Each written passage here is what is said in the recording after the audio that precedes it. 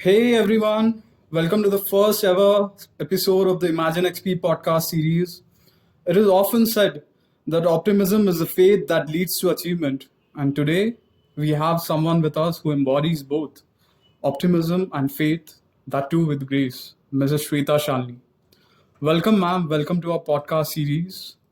Ma'am, all of us know you as an entrepreneur, speaker, blogger, columnist, a passionate politician, someone who has been the spirit of transformation in the village sector, a government policy expert, and a mother.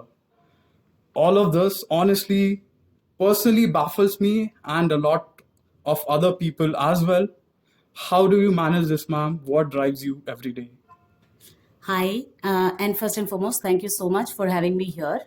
Um, and thank you so much for starting this podcast with me. Uh, you know what? Women are born multitaskers, and I was blessed because I was born a woman. And so multitasking came naturally to me.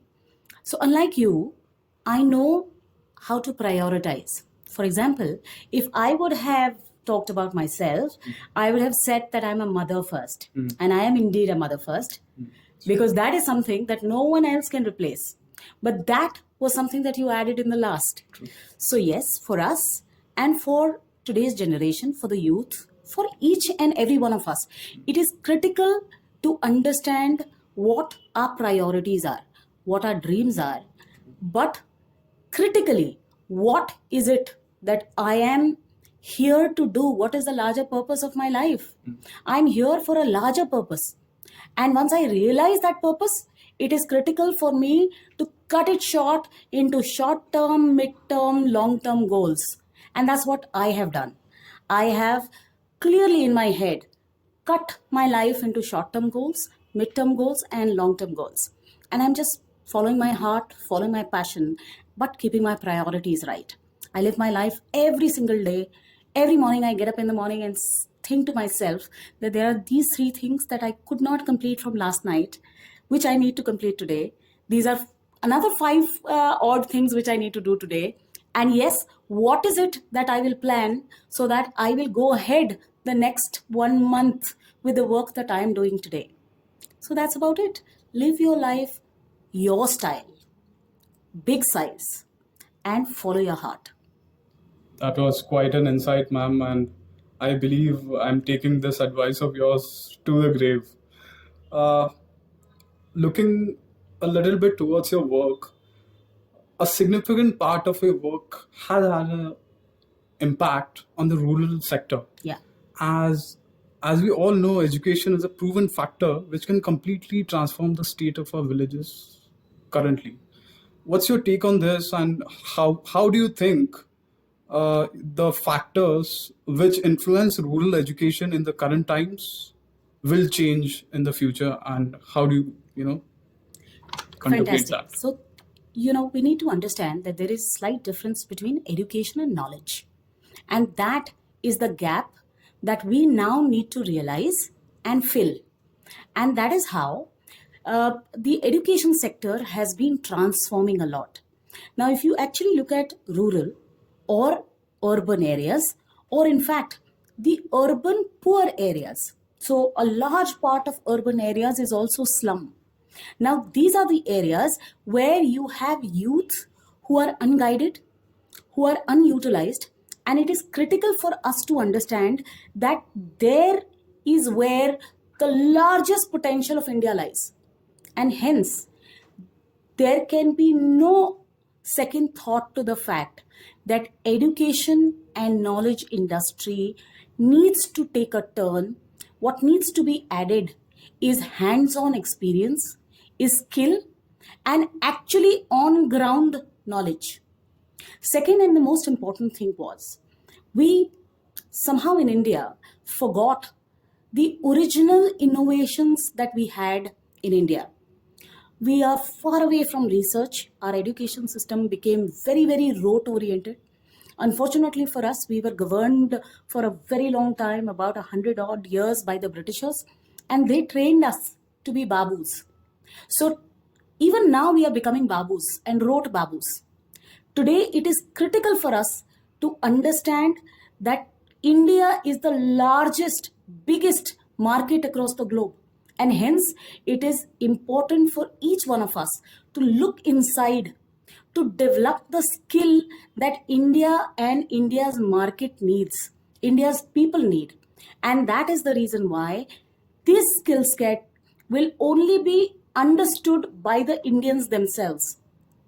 That is why a set of people are now arising and rising and understanding the need of imparting skill, of understanding the knowledge that probably we had but we forgot, understanding the need of research, understanding the need of going intrinsic, understanding the need of the Indian market, and then making, customizing content and educational content for the Indian market.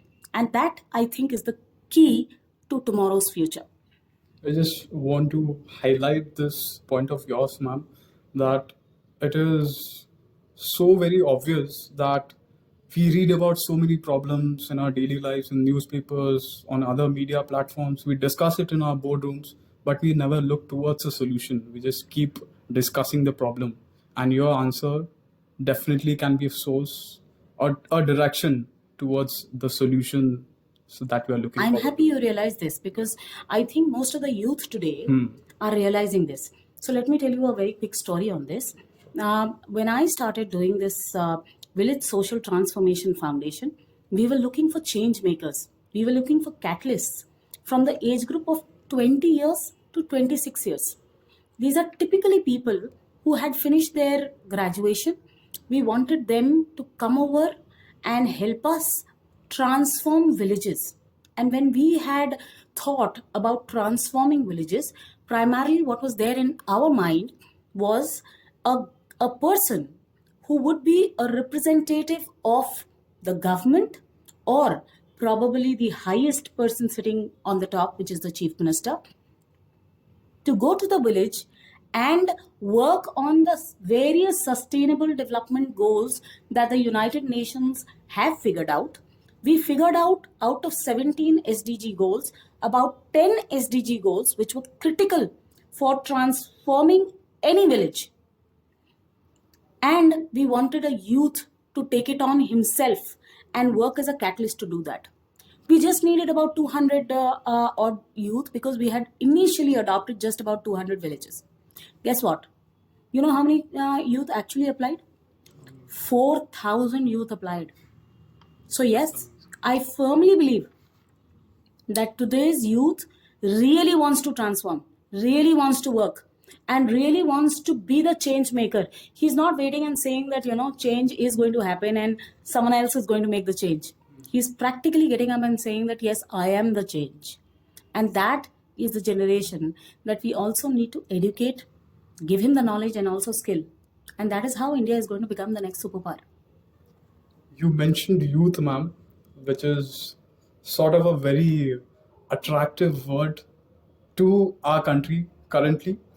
Parents and students still, if you look at the current mentality, they still seem a little reluctant when it comes to choosing other fields as career over the conventional fields.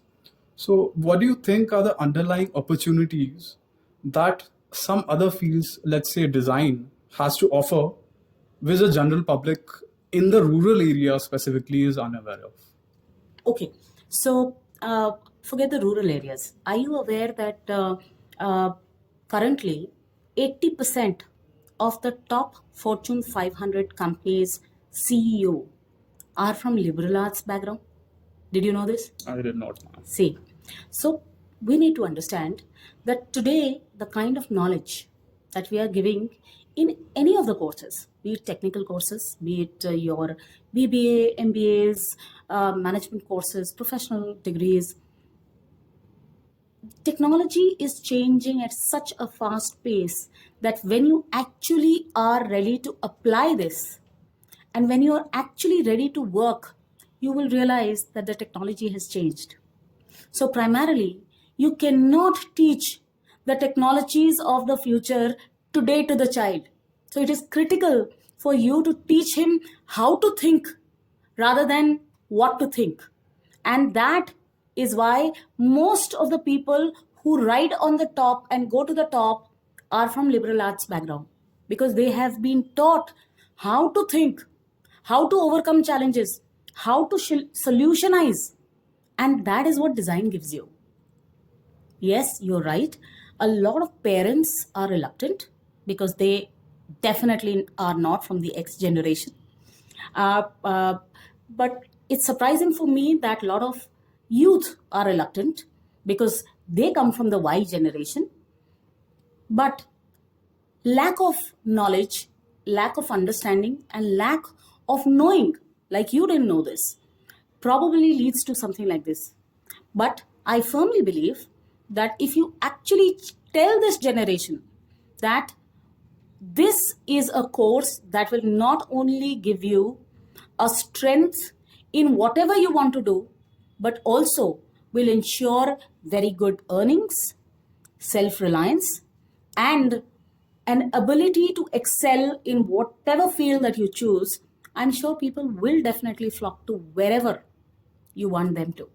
And design, obviously, I feel is a very in field, because in India, we have been producing a lot of engineers, we have been producing a lot of artists, but we've hardly produced designers, because I think designers are a cross between an engineer and an artist. It's an artist which knows engineering. So a designer basically thinks design, thinks art in a very scientific manner. And hence, I say that it's a cross. So I feel that there is a lack of knowledge, there is a lack of know how, and that's the reason why people are not coming across for sectors like this. If there are good people who go across to parents and to children and to youth to spread this message, and there are resources available, I'm sure people will choose this. That was a very interesting perspective, ma'am. I'm just going to expound on this uh, and ask you further. A lot of fields consider, which are considered conventional, are on the verge of saturation now. For example, our very own favorite engineering. Yeah. You yourself are an I'm engineer, engineer, ma'am. yes. I am also an engineer. So, what's your take on this? And how do you think can design as a field offer an alternative to this other fields, conventional fields, which are on the verge of saturation? So I almost answered this question, but I would want to again answer this question. See, how many engineers are we producing? We are actually producing as many engineers as is the population of Switzerland every year, right? What is the innovation index? Do you know the innovation index of India? Ideally, according to the population of India, 1 in 6 person should be an innovator, right? But we are not. So I think the idea of research and innovation has died somewhere along the way. And we could blame it on our education system, we could blame it on whatever. But please understand that if research and innovation dies in a country, that country cannot dream to be the next superpower. But we have an opportunity as India today, because we are one of the finest brains in the world. As Gene Pool would have it, we we have a lot of knowledge base that we can actually decipher. And last but not the least is a huge marketplace that India is. So I feel that if today's engineers decide to innovate and do research on Indian needs, they will realize that the critical mass of innovations can be done right here in India. But yes, for doing that bit of research, what is it that you need? Because technology is changing. You need the right kind of design approach. And hence, when I told you earlier, what exactly is design? Design, or if you look at design thinking, is primarily innovation in thinking. How and who has actually has your teacher ever taught you how to solutionize? You're an engineer, you said. Have you? So I always say that engineering gives you logical thinking. Yes? Yes. So we've learned only logic because it's based on maths and science. But then, has someone taught you how to solutionize, how to think, how to create a solution for a challenge? Now there are umpteen number of problems across in the society. Has someone looked around and said, okay, this is the way I will create a solution for this problem? Every single person today needs to go digital. Has someone looked around and said, this is the way I will think to ensure that a solution is created digitally for this problem? Now, why, why can't I use one ticket for all my public transport? Why can't I just go down, issue one ticket, and go into a auto rickshaw, then go into a six-seater, which is a shared auto rickshaw, then into a train, then into a bus, then into wherever, into a metro? Why can't I do that? And why has not somebody thought about it? Because these digital infrastructure has not been thought about because we never thought about research and innovation in the country. Second, because we are hugely populated, there is so much of data. Data is currency today. But what are we doing with the data? Are we analyzing data? Are we creating anything on the data? Are we creating a product on the data? And who's thinking about it? So I feel, yes, we are creating a lot of engineers, but we need innovators. And that is what design is going to give you. And that is why, if you actually look at it, the fields of design and the need of designers in the ecosystem has only increased.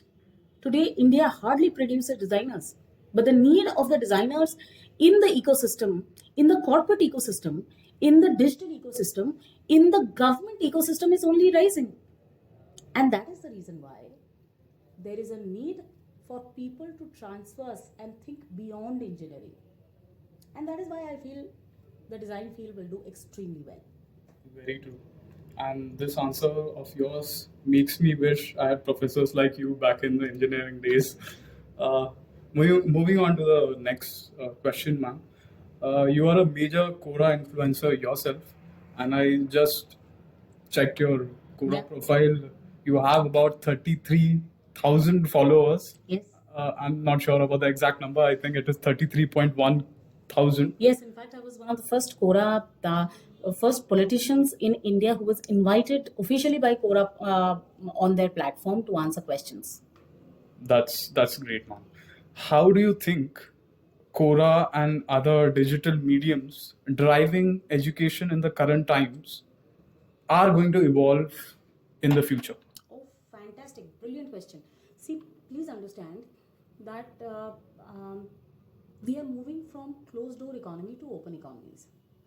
And everything will move towards open systems. True. Right? So, yes, IPs are going to remain because IPs always make sense. IPs are commercials and they mint money. But open systems are the need of the hour. So, there was a time of Microsoft, but then Linux came in and people shifted to Linux. Now there is huge community of Linux, right? Why did Linux become very popular? Because it's open. Lot of innovations, lot of APIs, lot of digital products are free today. It's free for the community. People make it so that people can build on it and larger social public good can happen, right? Now, in a very similar manner, education needs to be open. And that's what MOOC open systems are doing.